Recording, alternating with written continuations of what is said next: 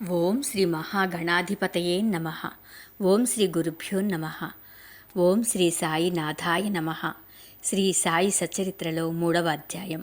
ఇందులో మనం సాయిబాబా అనుమతి వాగ్దానము, భక్తులకు బాబా నియమించిన పనులు, బాబా కథలు, సముద్ర మధ్యమున దీపస్తంభములు, బాబా ప్రేమ, రోహిలా కథ, అమృత తుల్యమైన బాబా పలుకులు గురించి మనం తెలుసుకుందాము. ఇక సాయిబాబా యొక్క అనుమతి వాగ్దానం. వెనుకటి అధ్యాయంలో వర్ణించిన ప్రకారం శ్రీ సాయి సచ్చరిత్ర వ్రాయుటకు బాబా పూర్తి అనుమతి నొసంగుచు ఇట్లా పలికారు. సచ్చరిత్ర వ్రాయు విషయంలో నా పూర్తి సమ్మతి కలదు. నీ పనిని నీవు నిర్వర్తించుము, భయపడకుము, మనస్సు నిలకడగా ఉంచుము, నా మాటల యందు విశ్వాసముంచుము, నా లీలలు వ్రాసినచో నవిద్య అంతరించుపోవును. శ్రద్ధాభక్తులతో వానిని వినిన వారికి ప్రపంచమందు వ్యామోహము క్షీణించును. బలమైన ప్రేమ భక్తి కెరటములు లేచును. ఎవరైతే నా లీలలలో మునిగెదరో వారికి జ్ఞానరత్నములు లభించును. ఇది విని రచయిత మిక్కిలి సంతసించెను. వెంటనే నిర్భయుడయ్యను. కార్యము జయప్రదముగా సాగునను ధైర్యము కలిగెను. అటుపైని మాధవరావు దేశపాండే అంటే శ్యామ వైపు తిరిగి బాబా ఇట్లనెను. ప్రేమతో నా నామమును ఉచ్చరించిన వారి కోరికలన్నీ నెరవేర్చెదను. వారి భక్తిని హెచ్చించెదను. వారినన్ని దిశలందు కాపాడెదను. ఎవరైతే మనఃపూర్వకముగా నాపై పూర్తిగా నాధారపడి ఉన్నారో వారి కథలు వినునప్పుడు అమితానందమును పొందెదరు. నా లీలలను గానము చేయు వారికి అంతులేని ఆనందమును శాశ్వతమైన తృప్తిని ఇచ్చెదనని నమ్ముము. ఎవరైతే నన్ను శరణు వేడెదరో, భక్తి విశ్వాసములతో నన్ను పూజించెదరో, నన్నే స్మరించెదరో, నా రూపమును తమ మనస్సున నిలుపుకొనెదరో వారిని దుఃఖ బంధముల నుండి తప్పింతును. ప్రాపంచిక విషయములనన్నింటినీ మరచి నా నామమునే జపించుచు, నా పూజనే సల్పుచు, నా లీలలను చరిత్రమును మననము చేయుచు ఎల్లప్పుడూ నన్ను జ్ఞప్తి అందించుకొనువారు ప్రపంచ విషయములందెట్లు తగులుకొందురు. వారిని మరణం నుండి బయటకు లాగెదను. నా కథలు వినినచో సకల రోగములు నివారింపబడును. కావున భక్తి శ్రద్ధలతో నా కథలను వినుము. వానిని మనమున నిలుపుము.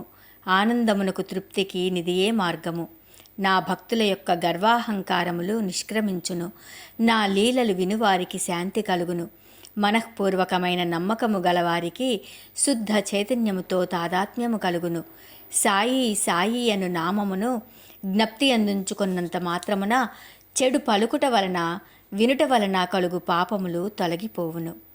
ఇక భక్తులకు వేర్వేరు పనులు నియమించుట.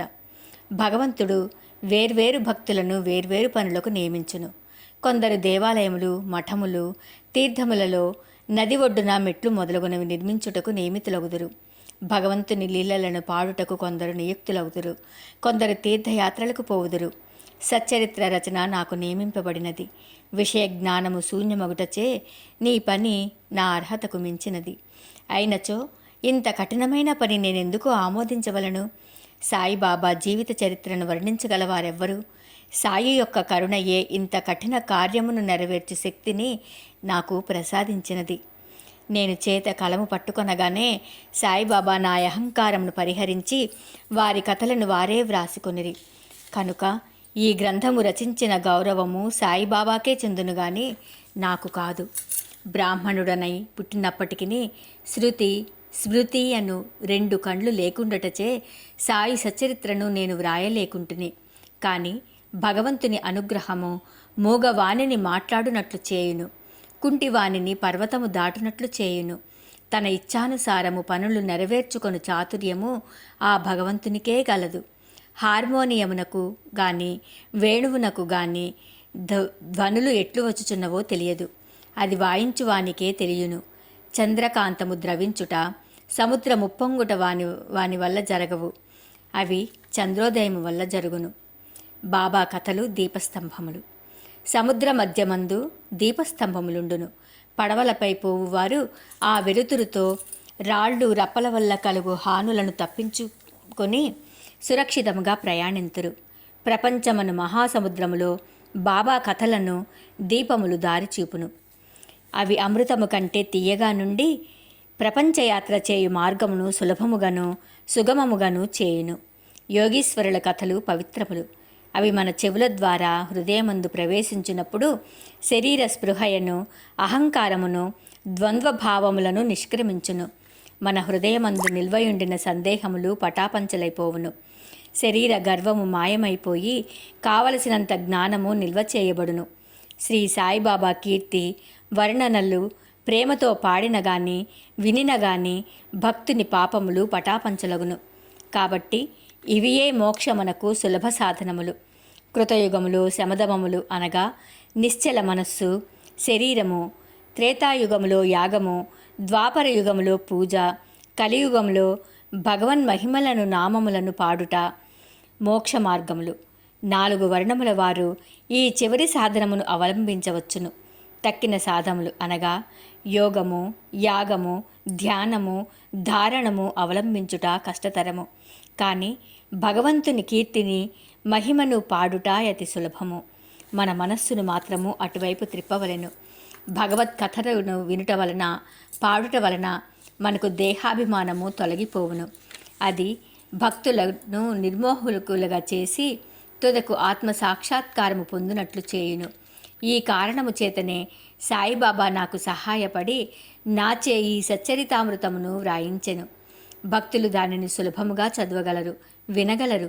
చదువునప్పుడు, వినునప్పుడు బాబాను ధ్యానించవచ్చును.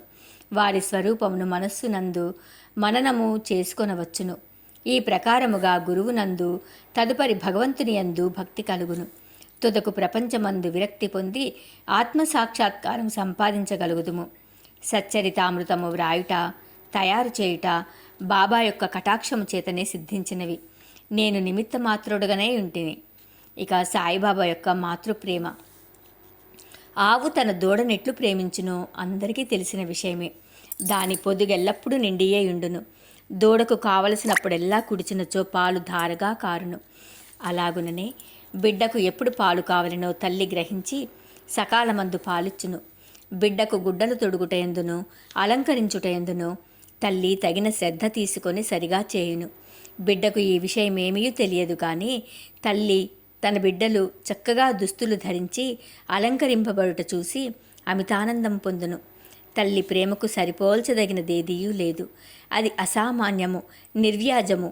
సద్గురువులు కూడా నీ మాతృప్రేమ వారి శిష్యులందు చూపుదురు. సాయిబాబాకు కూడా నా ఎందట్టి ప్రేమయుండెను. దానికి క్రిందే ఉదాహరణ ఒకటి.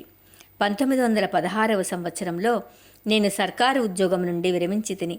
నాకీయ నిశ్చయించిన పింఛను కుటుంబమును గౌరవముగా సాకుటకు చాలదు. గురు పౌర్ణమి నాడు ఇతర భక్తులతో నేను కూడా షిరిడీకి పోయి తిని. అన్నా చించండీకర్ నా గురించి బాబాతో నిట్లనెను. దయచేసి ఈ అన్నా సాహెబ్ యందు దాక్షిణ్యము చూపుము. వానికి వచ్చు పింఛను సరిపోదు. వాని కుటుంబము పెరుగుచున్నది. వానికి ఇంకేదైనా ఉద్యోగం ఇప్పించుము. వాని యాతురతను తీసి నిశ్చింతను కలుగజేయుము అన్నాడు. అందులకు బాబా ఇట్లు జవాబిచ్చారు. వానికి ఇంకొక ఉద్యోగం దొరుకును. కానీ వాడిప్పుడు నా సేవతో తృప్తి పడవలను. వాని భోజన పాత్రలు ఎప్పుడూ పూర్ణముగానే ఉండును. అవి ఎన్నటికి నిండుకొనవు. వాని దృష్టినంతటినీ నా వైపు త్రిప్పవలెను. నాస్తికుల దుర్మార్గుల సహవాసము విడువవలెను. అందరి ఎడల అణుకువ నమ్రతలుండవలెను. నన్ను హృదయపూర్వకముగా పూజించవలెను. వాడిట్లు చేసినచో శాశ్వతానందము పొందును. నన్ను పూజింపుడను దానిలోని ఈ నన్ను అనగా ఎవరు అను ప్రశ్నకు సమాధానము ఈ గ్రంథము యొక్క ఉపోద్ఘాతములో సాయిబాబా ఎవరు అను శీర్షిక క్రింద చెప్పిన దానిలో విశదీకరింపబడి ఉన్నది. చూడుడు. రోహిలా కథ. రోహిలా కథ విన్నచో బాబా ప్రేమ ఎట్టిదో బోధపడును. పొడుగాటివాడును, పొడుగైన చొక్కా తొడిగిన వాడును, బలవంతుడు నగు రోహిలాయొకడు బాబా కీర్తిని ఆకర్షితుడై షిరిడీలో స్థిర నివాసం ఏర్పరచుకొనెను. రాత్రింబగళ్ళు ఖురానులోని కల్మాను చదువుచూ అల్లాహు అక్బరి అని యాబోతూ రంకెవేయినట్లు బిగ్గరగా నడుచుచుండెను. అందువలన పగలంతయు పొలములో కష్టపడి పనిచేసి ఇంటికి వచ్చిన షిరిడీ ప్రజలకు రాత్రి నిద్రాభంగమును అసౌకర్యమును కలుగుచుండెను. కొన్నాళ్ల వరకు వారు దీన్ని నోర్చుకొనిరి. తుదకు ఆ బాధ నోర్వలేక బాబా వద్దకేగి రోహిలా అరుపుల నాపమని బ్రతిమలాడిరి. బాబా వారి ఫిర్యాదుని వినకపోవటయే కాక వారిపై కోపించి వారి పనులు వారు చూసుకొనవలసినదే కానీ రోహిలా జోలికి పోవద్దని మందలించిరి. రోహిలాకు ఒక దౌర్భాగ్యపు భార్య కలదనియు, ఆమె గయ్యాళి అనియు, ఆమె వచ్చి రోహిలాను తనను బాధ పెట్టుచున్నదనియు, రోహిలా ప్రార్థనలు విని ఆమె ఏమీ చేయలేక ఊరుకుండుననియు బాబా చెప్పెను. నిజంగా రోహిలాకు భార్యయే లేదు. భార్య అనగా దుర్బుద్ధి అని బాబా భావము. బాబాకు అన్నిటికంటే దైవ ప్రార్థనల యందు మిక్కుటముగా ప్రేమ. అందుచే రోహిలా తరపున వాదించి ఊరిలోని వారి నోపికతో నోర్చుకొని ఆ అసౌకర్యం సహింపవలేనని అది త్వరలో తగ్గుననియు బాబా బుద్ధి చెప్పెను. ఇక బాబా యొక్క అమృత తుల్యమగు పలుకులు. ఒకనాడు మధ్యాహ్న హారతి అయిన పిమ్మట భక్తులందరూ తమ తమ బసలకు పోవుచుండరి. అప్పుడు వారికి బాబా ఈ క్రింది చక్కని ఉపదేశమిచ్చిరి. మీరెక్కడనున్ననో ఏమి చేయుచున్ననో నాకు తెలియనని బాగుగా జ్ఞాపకముంచుకొనుడు. నేనందరి హృదయములా పాలించువాడను, అందరి హృదయములలో నివసించువాడను. నేను ప్రపంచమందుగల చరాచర జీవకోటిని ఆవరించి ఉన్నాను. ఈ జగత్తును నడిపించువాడును, సూత్రధారిని నేనే జగన్మాతను. త్రిగుణముల సామరస్యమును నేనే, ఇంద్రియ చాలకుడను నేనే, సృష్టి స్థితి లయ కారకుడను నేనే. ఎవరైతే తమ దృష్టిని నా వైపు త్రిప్పెదరో వారికే హాని గాని బాధ గాని కలుగదు. నన్ను మరిచిన వారిని మాయ శిక్షించును. పురుగులు, చీమలు తదితర దృశ్య మాన చరాచర జీవకోటి అంతయు నా శరీరమే, నా రూపమే. ఈ చక్కని అమూల్యమైన మాటలు విని వెంటనే నా మనస్సులో ఏ నౌకరీ కొరకు యత్నించగా గురుసేవలోనే నిమగ్నమగుటకు నిశ్చయించుకొంటిని. కానీ అన్నా చించండీకరు ప్రశ్నకు బాబా చెప్పిన సమాధానము నా మనస్సునందుండెను. అది జరుగునా లేదా అని సందేహం కలుగుచుండెను.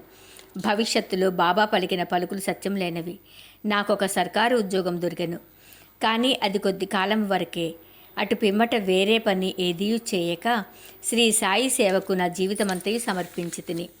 ఈ అధ్యాయమును ముగించబోవు ముందు చదువరులకు నేను చెప్పునదేమనా, బద్ధకము, నిద్ర, చంచల మనస్సు, దేహాభిమానము మొదలగు వానిని విడిచి వారు తమ యావత్తు దృష్టిని సాయిబాబా కథల వైపు త్రిప్పవలను. వారి ప్రేమ సహజముగా నుండవలను. వారు భక్తి యొక్క రహస్యమును తెలుసుకొందురుగాక. ఇతర మార్గములు అవలంబించి అనవసరముగా నలసిపోవద్దు. అందరూ ఒకే మార్గమును త్రొక్కుదురుగాక, అనగా శ్రీ సాయి కథలను విందురుగాక. ఇది వారి అజ్ఞానమును నశింపచేయును, మోక్షమును సంపాదించి పెట్టును. లోభి ఎక్కడనున్నప్పటికీ వాని మనస్సు తాను పాతిపెట్టిన సొత్తునందే ఉండునట్లు బాబాను కూడా ఎల్లరూ తమ హృదయములందు స్థాపించుకొందురుగాక. 3వ అధ్యాయం సంపూర్ణం. శ్రీ సాయినాథుని దివ్య చరణారవిందార్పణమస్తు. ఓం శ్రీ సాయినాథాయ నమః.